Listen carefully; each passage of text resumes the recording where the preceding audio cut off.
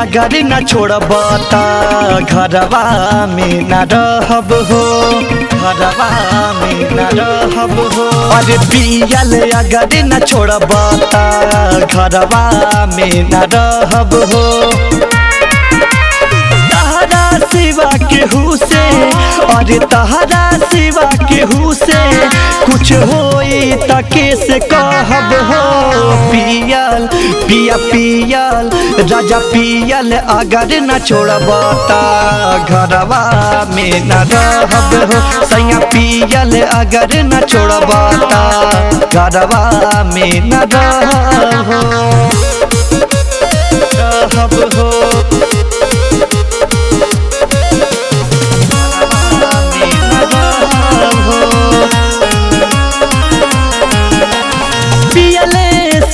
जिंदगी हो गया कातना खराब हो।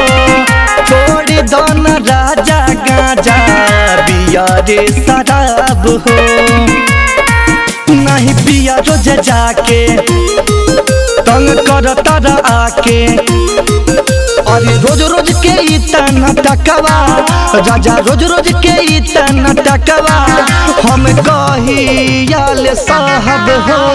पियल पिया पियल सोना पियल अगर न छोड़ब त घरवा में न रहब हो। पिया पियल अगर न छोड़ब त घरवा में न रहब हो।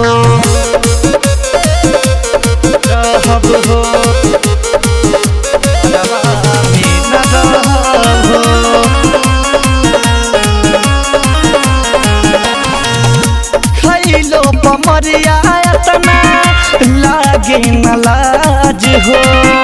कैसे रहेले देवरा उन्ना सारे ताज हो। सिंगर संपूरा भी आईली अके तोहे समझ आईली। अरे ऐसे जे करबा तू सैया, अरे ऐसे जे करबा ए रजऊ खाके जहर माहुर हम मारब हो। पियल पिया पियल राजा पियल अगर न छोड़ब त घरवा में न रहब हो। अस पियल अगर न छोड़ब त घरवा में न रहब हो।